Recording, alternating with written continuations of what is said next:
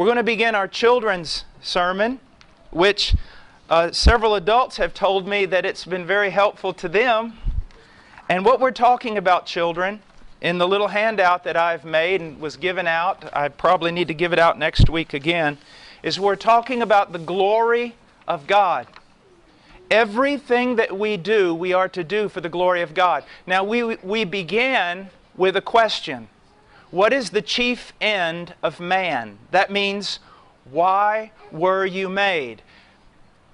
The 1689 London Confession and the Westminster Confession say this: you were made for the glory of God, to glorify God and to enjoy Him forever. Now, what we're studying right now is how do you glorify God? And one of the things that we mentioned that's so very important is this: you must recognize the worth of God. You must recognize His worth. That is why, as we go on, we're going to teach you, children, about the attributes of God. Do you know most adults that go to church and have gone to church all their life could not sit down and write out a list of what are the attributes or the characteristics of God? But we don't want you to be that way. Because the beginning of all knowledge, the greatest of all knowledge, is knowledge of God. And if you understand how worthy He is, how valuable He is, then we won't have to psych you up. We won't have to send you off to some conference to get all psyched up for about a week or two and then come back and die.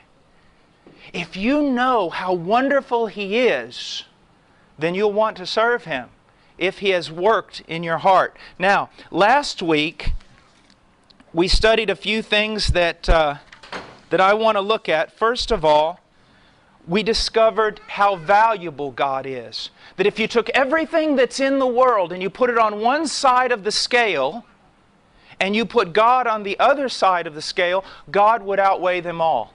He is worth more than all the universe combined. But not only did we learn that, we also mentioned that God was beautiful. That He was more beautiful than all the things He has made combined. Now I want you to listen to a verse. It's in Psalms 27:4, and it says this: one thing I have asked of the Lord, that I shall seek, that I may dwell in the house of the Lord all the days of my life. Why? To behold the beauty of the Lord and to meditate in His temple. And then in Psalms 96:6 it says this: splendor and majesty are before Him, strength and beauty are in His sanctuary. Have you ever seen something so beautiful that you just went, it took your breath away? It was so beautiful. A sunset, a beautiful scenery in the wilderness, maybe the trees turning their different colors, or a magnificent sunset. You just literally thought it was going to take your breath away. Well, let me share with you something. Now, children, listen to this.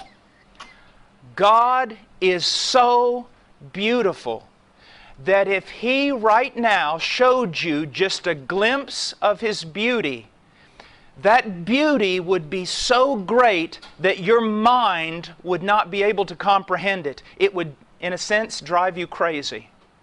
It would be so magnificent, so big, so beautiful that it would almost explode your mind and definitely explode your heart. That is why, in order to be in heaven and to catch a glimpse of God there, you must be supernaturally strengthened. You see, we're not serving God because we want to be religious or we like a bunch of rules. That's not why we serve God. We serve God because He's absolutely beautiful. Now, adults, it might be a little bit difficult to explain this to your children, but here's something that you might want to think about. God is so beautiful that it is an act of condescension. It is an act of humility on the part of God to turn His eyes off of Himself to look at any other thing. He has to humble Himself. And it's one of the reasons, we can also get into this, that throughout all eternity, God has beheld His own beauty in great joy by looking into the face of His Son, who is the perfect reflection of the beauty of God. You see, it's marvelous, it's exciting, it's wonderful to know Him. I don't get up in the morning and read 5 chapters just because I want to say I was able to read 5 chapters or 10 chapters. I get up every morning in the same way that a miner gets up and goes down into the mine looking for gold, looking for precious jewels. So God is beautiful. Now, I want to say one more thing about God before we go on.